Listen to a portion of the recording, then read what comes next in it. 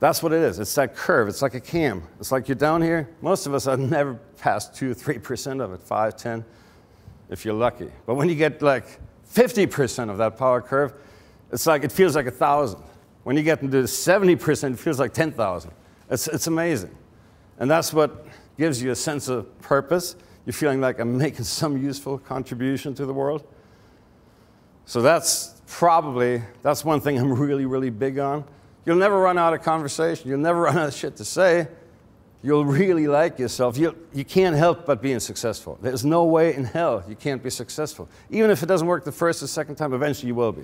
If you're finding who you truly are, your true self, your essential self, that North Star, that emotional GPS, that really is you, rather than, well, I want to get a good job at Wall Street because it pays well. I've been there, not on Wall Street, but I've been a millionaire. It was the most empty place on earth. It wasn't me. Now I earned like 5% of what I earned like 10 years ago. But I'm very happy doing it. I'm working 80 hours a week, not because I feel like I need to, but because it's fun. It's what I do. I enjoy it. My girlfriend hates it kind of, but it's what I do. I enjoy that. I truly love what I'm doing.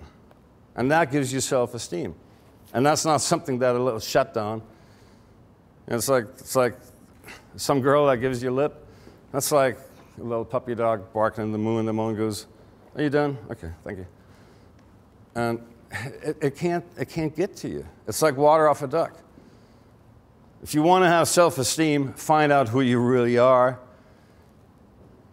and then live that, and you'll find you'll never have these other problems again. Do you think I'm insecure with any woman because of her beauty? It can't happen.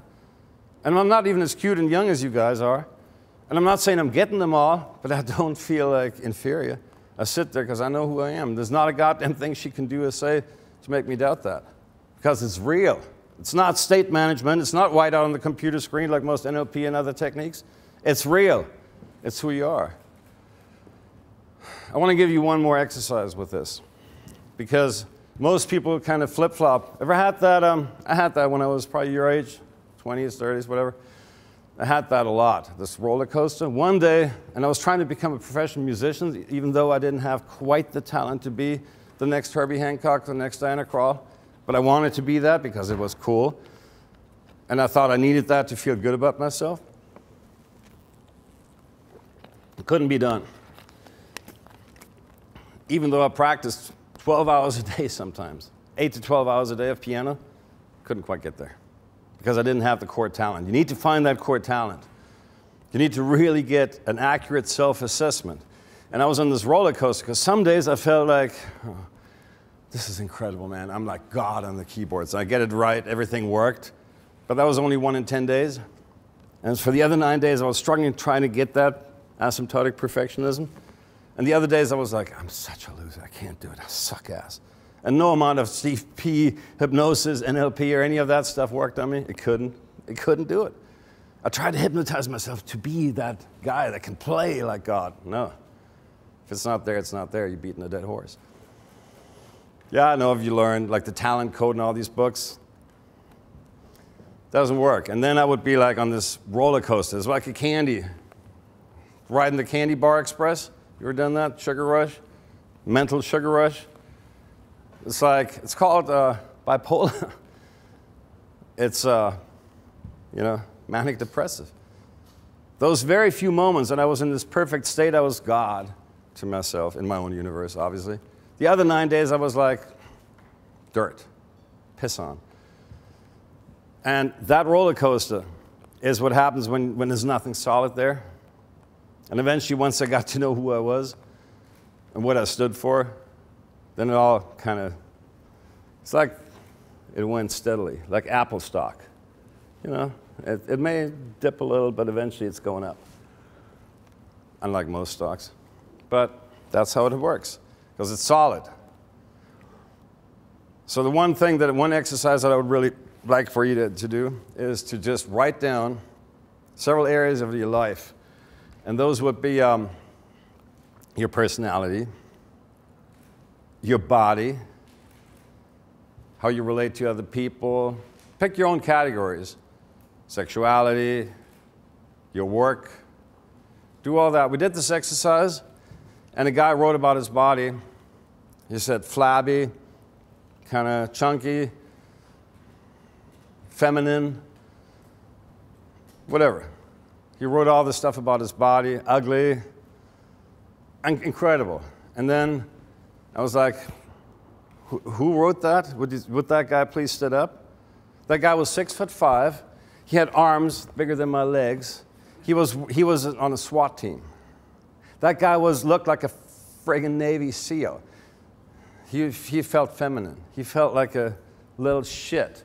He was good looking. He was like Arnie. He looked like he was like built, right? Ripped. Not as ripped as he wanted to. And then we reframed it for him, or we helped him reframe it. And he was like, no, that's not me. And he would completely shut out all evidence to the contrary. But that guy was like the exact friggin' opposite of what he wrote.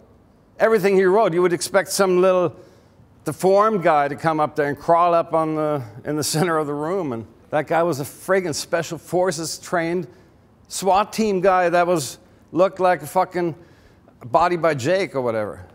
He looked like he was, he could have been taken out of a commercial for physical fitness. And he thought he was like feminine and flabby and all that. Because he could pinch about 1/8 of an inch. But to him, that was fat. Distorted self-image.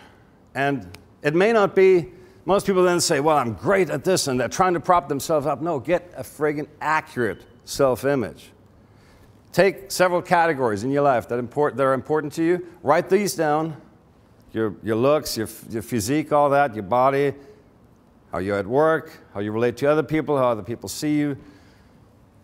All these things. Write those down. Get categories, 6, 7, 8. And then write down, just brainstorm what do you think it is. And then, once you have that list, let it sit for a day, wallow in it, and then the next day go through it again. And then eliminate all pejorative language from it, all subjective language, all negativity, all generalizations, globalizations, all that global labeling. Get all that out of that and just really sit down with a friend. Do this with a buddy. And keep yourselves honest.